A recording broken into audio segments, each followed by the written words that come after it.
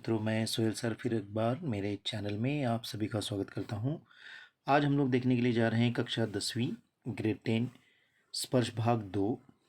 इस पाठ्य पुस्तक से तीसरी कसम के शिल्पकार शैलेंद्र, इस पाठ पर आधारित 2024 की बोर्ड एग्जाम में पूछे गए कुछ महत्वपूर्ण प्रश्न हमने पिछले भी वीडियो में देखे थे, हम लोग आज भी देखेंगे।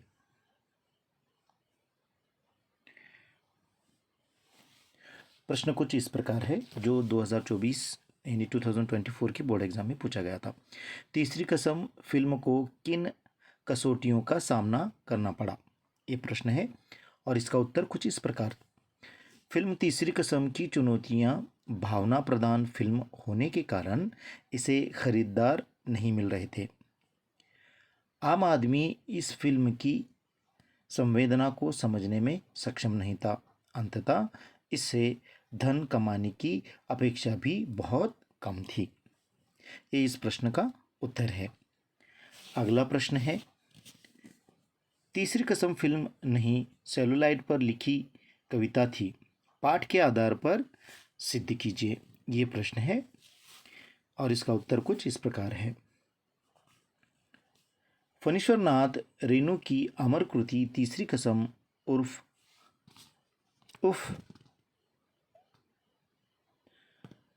मारे गए गुलफाम को जब कवि और गीतकार शैलेंद्र ने पर्दे पर उतारा तो मानो सिनेमा के गलियारों में एक हलचल सी मच गई।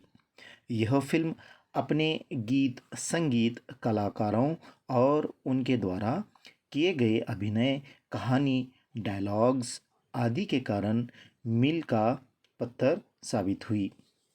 प्रत्येक कलाकार मानो अपने से अमर हो गया।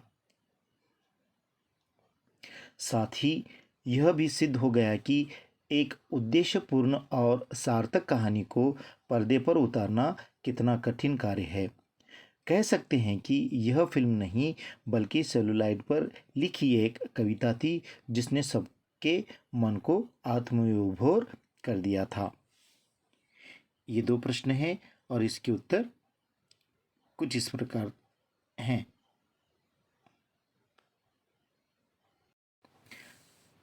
आइए अगले प्रश्न की ओर बढ़ते हैं।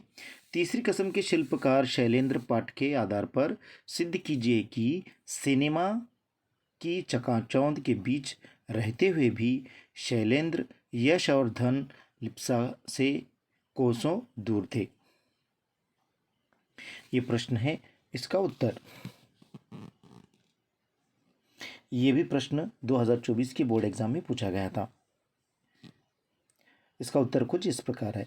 तीसरी कसम के शिल्पकार शैलेंद्र सिनेमा की चकाचौंध के बीच रहते हुए भी यश और धन लिप्सा से कोसों दूर थे, क्योंकि उन्हें झूठा रंग ढंग या दिखावा बिल्कुल पसंद न था।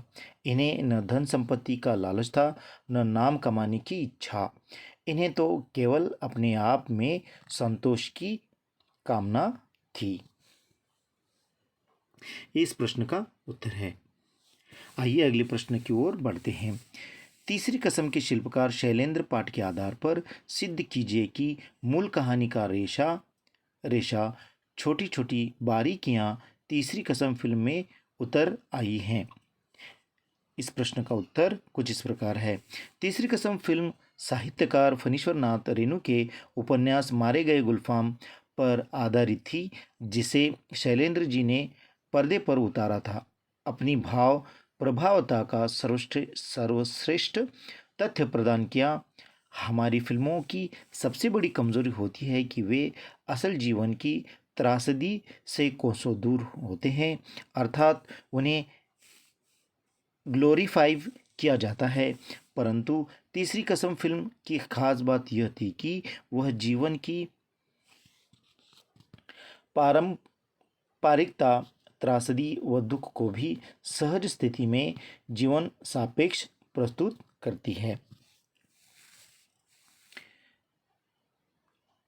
अगला प्रश्न, शैलेंद्र ने राज कपूर की भावनाओं को शब्द दिए हैं कैसे? ये बहुत ही महत्वपूर्ण प्रश्न है बच्चों। उत्तर कुछ इस प्रकार है। राज कपूर का व्यक्तित्व एवं अभिनय के अनुकूल हीरामन का चरित्र। चरित्र में डूबकर अभिनय करने से एकाकार हो जाना। शैलेंद्र ने जिस भावुकता के साथ फिल्म बनाई, राज कपूर ने उसी भावुकता के साथ अभिनय किया। बच्चों, ये इस पाठ पर आधारित, जिस पाठ का नाम है तीसरी कसम के शिल्पकार शैलेंद्र, ये बहुत ही महत्वपूर्ण प्रश्न हैं और इसके उत्तर हैं। इसके कुल 2 वीडियो हैं, एक पहला है और ये दूसरा है, जिसके अंदर इस पाठ पर आधारित 2 मार्क के 2 अंक के जो भी प्रश्नोत्तर हो सकते हैं, ये दिए गए हैं। आशा करता हूँ कि आपको ये समझ में आया होगा। इससे अपेक्षित या इससे रिलेटेड और अगर कुछ प्रश्नोत्तर चाहिए तो मुझे कमेंट कर दीजिए। धन्यवाद। फिर मिलेंगे अगली वीडियो के साथ। तब तक के लिए बाय।